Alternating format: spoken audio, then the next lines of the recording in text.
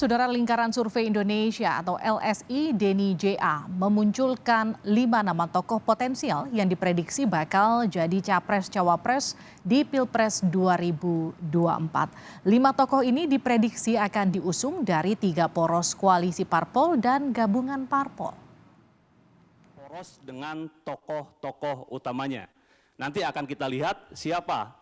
Lingkaran Survei Indonesia LSI Denny JA merilis hasil survei soal adanya 5 tokoh utama yang sangat berpotensi menjadi bakal calon presiden atau calon wakil presiden pada pemilu 2024 nanti. 5 bakal capres-cawapres ini diprediksi LSI Denny JA akan muncul dari 3 poros parpol dan gabungan parpol. 5 tokoh yang disebut potensial itu antara lain Puan Maharani, Airlangga Hartarto, Prabowo Subianto, Ganjar Pranowo, dan Anies Baswedan. Tadi disampaikan 3 tokoh utama dari poros ini, ada Mbak Puan, Pak Airlangga, kemudian juga Pak Prabowo, ditambah 2 orang lagi, 3 orang harusnya, ini masih ada 2 orang, yaitu Pak Anies dan Pak Ganjar, dan 1 lagi memang masih menjadi tanda tanya. Ganjar dan Pak Anies, Pak Ganjar dan Pak Anies menjadi tokoh paling kuat untuk menjadi pasangan 3 tokoh utama 3 poros, Mbak Puan, Pak Airlangga, Pak Prabowo, baik sebagai capres maupun juga cawapres. Sementara LSI Denny JA pun memetakan poros parpol dan gabungan parpol yang memunculkan 5 tokoh potensial ini. Pertama, poros PDI Perjuangan yang memiliki 128 kursi di parlemen. Kedua, poros Koalisi Indonesia Bersatu yang diinisiasi Partai Golkar, Partai Amanat Nasional, dan Partai Persatuan Pembangunan. Poros ini jika digabung memiliki 148 kursi parlemen. Ketiga, poros Partai Gerindra yang punya potensi untuk berkoalisi dengan Partai Nasdem, Partai Kebangkitan Bangsa, Partai Demokrat, dan Partai Keadilan Sejahtera yang jika kelimanya bergabung memiliki 299 kursi parlemen. Partai Nasdem menyatakan hasil survei Denny JA ini menunjukkan tokoh yang ditetapkan untuk menjadi bakal capres-cawapres oleh Partai Nasdem sudah tepat. Ini terbukti dari nama Ganjar Pranowo dan Anies Baswedan yang konsisten muncul di berbagai lembaga survei. Sedangkan PDI Perjuangan menganggap munculnya nama Puan Maharani dalam survei LSI Denny JA sebagai motivasi partai untuk memunculkan optimisme. Kenapa Ganjar dan Anies itu adalah yang menjadi keinginan, aspirasi publik. Tentu ini kami mensyukuri 2 nama capres yang kami usulkan itu selalu berada di dalam Big Three. Kami berikhtiar membangun ta'aruf komunikasi politik dengan semua partai. Ya, yang pasti yang sudah pasti ada nama itu adalah Ibu Puan Maharani. Saya bicara itu saja dulu, Bu Maharani. Nah, kalau disebut sampai sejauh mana elektabilitasnya, tentu kami sebagai orang partai, kader partai itu tentu kami harus hakul yakin. Kurang dari 2 tahun lagi, pemilu dan Pilpres 2024 akan berlangsung.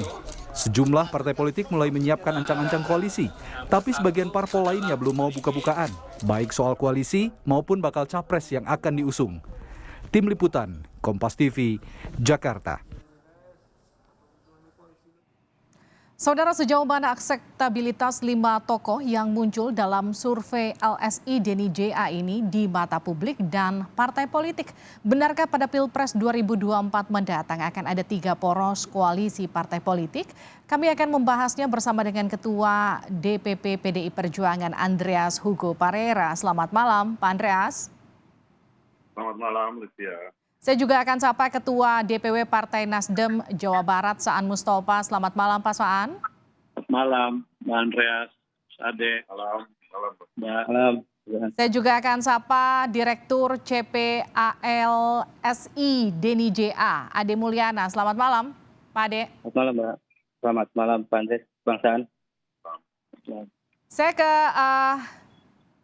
Pak Ade dulu. Pak Ade, jadi coba tolong jelasin, ini ada 3 koalisi yang akan muncul dan juga ada 5 tokoh potensial yang akan jadi capres-cawapres. Jadi seperti apa sebetulnya hasil surveinya? Ya, memang hasil survei terbaru kami ya pada bulan Juni lalu, itu memang untuk elektabilitas capres, memang 3 besarnya itu masih ditempati oleh Pak Prabowo, kemudian Pak Ganjar dan Pak Anies ya. Pak Prabowo sebesar 28,9%, kemudian Pak Ganjar 23,5%, dan Pak Anies 14,6%. Nah, tapi memang kita juga harus mencatat ya bahwa sebesar apapun elektabilitas, tapi karena kita sama-sama tahu bahwa ada barrier to entry di peraturan pemilu kita, bahwa memang harus diusung oleh minimal 20% partai atau koalisi partai.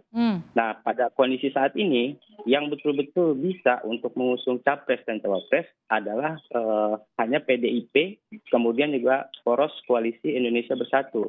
Jadi memang dari tokoh kedua partai ini, pertama kita lihat PDIP, itu memang ada Mbak Puan ya. Mbak Puan sebagai tokoh sentral partai, kami pikir itu adalah salah satu capres yang sangat potensial karena meskipun memang catatannya saat ini elektabilitasnya belum terlalu besar, belum terlalu tinggi, tapi memang dari sisi tiket untuk masuk ke pertarungan pilpres ini sudah aman ya. Kemudian Jadi 5 tokoh potensial ini dihitung berdasarkan apa, elektabilitasnya atau apa? Ya, untuk 3 besar ini memang kita lihat elektabilitas. Oke. Sedangkan yang dua ini kami ambil mereka yang kira-kira punya tiket untuk masuk ke gelanggang. Punya Saat tiket ini kan PDIP meskipun dan secara PDIP. elektabilitasnya tidak cukup menonjol begitu ya? Ya, memang ada beberapa catatan. Memang di setiap calon yang kita survei, misalnya Pak Prabowo itu pun ada catatan ya, meskipun sampai saat ini nomor 1, kemudian juga 2 kali maju capres, tapi memang beliau kan partai pengusungnya belum lengkap ya. Kalau misalnya Gerindra sendiri mengusung Pak Prabowo. Kemudian halnya dengan Pak Ganjar dan Pak Anies.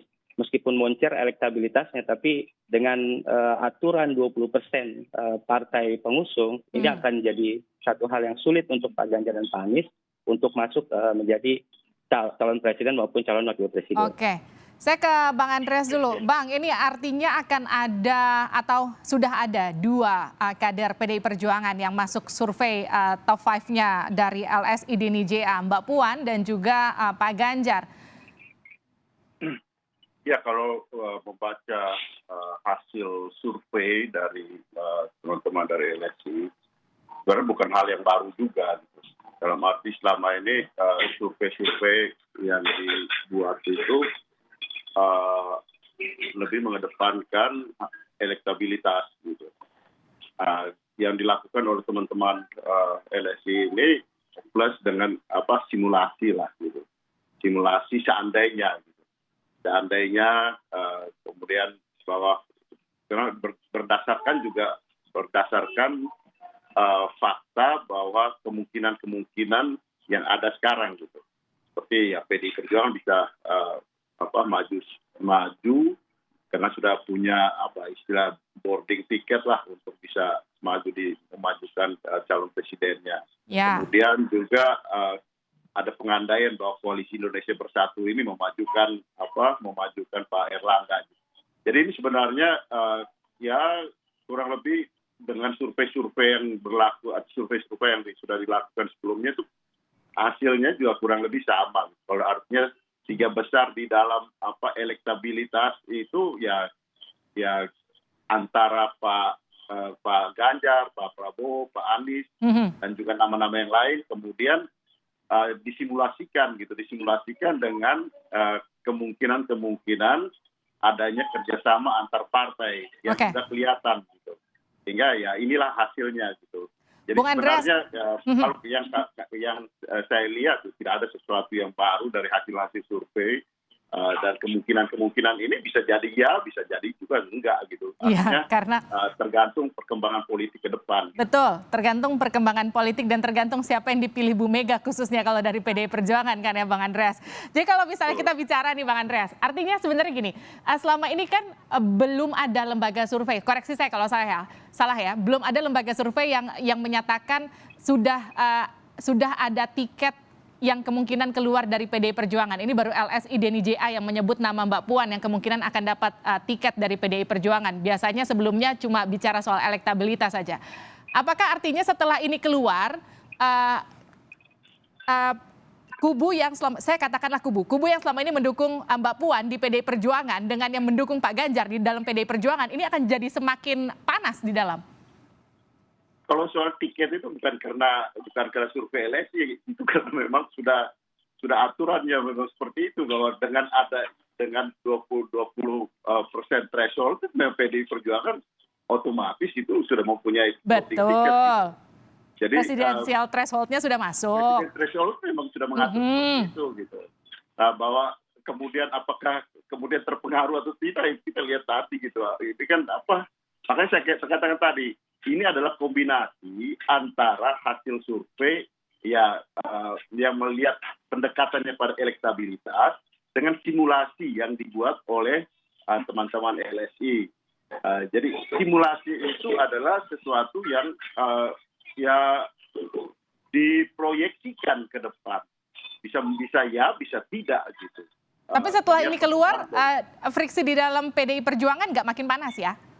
Nggak ada urusan dengan friksi di dalam atau apakah ada friksi atau tidak, Livia, itu nggak ada, nggak ada urusan dengan survei ini. Gitu. Oke. Saya ke Kang Saan dulu. Kang Saan, ini kan ada figur 2 bakal cawapres yang sudah ditetapkan di Rakernas Partai Nasdem yang masuk ke 5 tokoh potensial di hasil surveinya LSI Deni JA. Kalau Kang Saan sendiri melihatnya artinya makin besar dong muncul optimisme bahwa 2 orang ini akan semakin potensial untuk maju. Tapi kan sekarang tiketnya belum lengkap. Kalau PDI Perjuangan udah punya katakanlah golden ticket karena sudah masuk presidensial threshold. Kalau Nasdem kan belum. Jadi artinya setelah ada 2 capres yang juga sudah masuk ke dalam surveinya LSI Deni JA, sekarang akan koalisi sama siapa? Ya, yang pertama tentu dari hasil survei ya yang dirilis oleh Lingkaran Survei Indonesia dari Pak Deni JA. Itu kan nama-nama itu kan tidak berbeda dengan hasil-hasil survei yang lain. Bahkan konsisten lah. 3 besar itu kan konsisten ya. Ada Pak Prabowo, Pak Ganjar, Pak Anies. Bahwa di bawahnya juga konsisten kan. Hanya di sekitar itu aja. Nah. Yang kedua, terkait dengan tadi seperti Bang Andreas sampaikan, apa yang disampaikan oleh Lingkaran Survei terkait dengan berasumsi ke depan akan ada 3 poros, itu kan asumsi. Jadi asumsi itu kan kalau hari ini yang memang benar-benar bisa ya PDIP kan, karena sudah di atas 20%. Tapi kan belum menentukan siapa calon presidennya. Adapun Mbak Puan kan itu diasumsikan juga.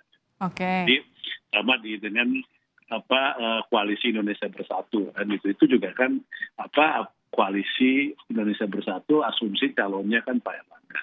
Nah artinya ini kan masih panjang dinamikanya, jadi siapa yang akan nanti ke depan. Nah yang terkait kalau di Nasdem memang kita sudah keputusan Rakernas ada 3 nama ya, Pak Anies, Pak Andika, Pak Ganjar, dan di survei ya konsisten Pak Anies dan Pak Ganjar. Dan tentu kita menyadari walaupun kita sudah memutuskan di Rakernas 3 nama dan nanti akan menjadi 1 nama, kita juga menyadari bahwa kita belum mencukupi untuk mencalonkan. Karena kita baru 10,4%. Sementara butuhkan 20%. Maka kita membutuhkan yang namanya mitra koalisi. Nah, pasca Rakernas yang dilakukan oleh Nasdem adalah berkomunikasi, menjajaki untuk membangun koalisi agar bisa mengusung pasangan calon presiden. Nah nanti apakah nama yang diterima oleh koalisi calon mitra koalisi, kan kita kan baru mau cari calon mitra koalisi nih. Nah dari 3 nama itu nanti siapa yang akan diterima oleh calon mitra koalisi, apakah Pak Anies, Pak Andika atau Pak Ganjar, ini kan sedang berproses. Artinya gini, Kang Saan, maaf saya potong. Kalau dari kemarin yang kita lihat yang dipertontonkan Nasdem soal calon mitra koalisi, kalau bahasanya Kang Saan, kalau saya bicaranya istilahnya pakai istilah PDKT. Dari kemarin PDKT ke kanan ke kiri, jadi yang pasti jadi mitra koalisinya siapa Kang Saan? Udah ada belum? Ini kan intensif. Misalnya dengan Demokrat kan kita lakukan secara intensif, bahkan sudah secara formal sudah 3 kali ketemu. Yang kedua malah dihadiri oleh majelis tingginya Pak SBY langsung. Secara informal ketemu dalam suasana misalnya kekeluargaan. Artinya intensitas kan tinggi tingkat pertemuannya. Kenapa intensitas tinggi? Tentu koalisi itu bukan hanya semata-mata nanti diikat oleh calon presiden, tapi ada yang jauh lebih strategis gitu. Jadi kita menamakan dulu soal-soal yang strategisnya. Soal calon presiden kan soal taktisnya. Baik. Tapi kalau ketemu di strategisnya, insya Allah di taktisnya lebih gampang. Oke, Kang Saan, ini ada yang menarik dari hasil surveinya LSI Deni JA. Katanya komunikasi politik Nasdem dengan sejumlah partai politik beberapa waktu belakangan ini, kalau versinya LSI Deni JA pada akhirnya tidak akan terbangun baik mendekati Pilpres. Kang Saan responnya apa? Ya, itu kan asumsi. Itu kan asumsi, itu sekali lagi seperti kata Bang Andreas, itu kan asumsi. Oke. Sama mengasumsikan seakan-akan bahwa Pak Erlangga udah pasti dapat tiket. Itu kan asumsi. Padahal kan secara partai kan belum punya tiket. Oke. Itu kan masih 12%-an. Kan gitu kan? Itu kan belum memadai. Nah, diasumsikan seakan-akan sampai perjalanan ke depan mulus misalnya kan dengan PAN, dengan P3 kan seakan-akan mulus kan. Ini kan asumsi saja. Jadi sebenarnya seharusnya memang ini mohon maaf tentu punya metodologi. Ya, saya juga belajar ilmu politik juga, punya metodologi kan. Memang idealnya kalau kita mau ini, lembaga ini kan tidak boleh berasumsi juga, kan gitu kan. Ya survei paparkan aja, survei kan gitu kan. Oh ini loh hasil surveinya kan gitu loh. Ini elektabilitasnya apa. Soal kemungkinan ini akan dengan siapa, apakah komunikasi yang dibangun oleh partai-partai ini akan mulus ke depan atau tidak, ini kan masih panjang perjalanan. Masih panjang ya? Masih banyak dinamika. Tapi sebagai apa yang disampaikan sebagai asumsi atau anggapnya ini asumsi subjektivitas dari lembaga lingkaran survei Indonesia. Saya katakan ini asumsi subjektivitas. Siap. Nah itu saya katakan anggapannya ini sebagai pemacu juga buat Nasdem. Baik. Untuk lebih menseriusi. Kita lihat sisi positifnya saja. Oke, kita lihat sisi positifnya aja. Saya juga mulai penasaran karena memang ya kita bilang politik itu kan dinamis. Kalau Nasdem udah 3 kali ketemuan dengan Demokrat, udah ketemu PKS, udah ketemu beberapa partai politik. Nanti kita lihat PDKT-nya sama siapa, nanti akhirnya nikahnya juga sama siapa, nanti kita akan lihat. Ini masih tebak-tebakan. Terima kasih juga PDI Perjuangan, Bang Andreas, terima kasih Bang Ade dari LSI, terima kasih juga Kang Saan Mustafa.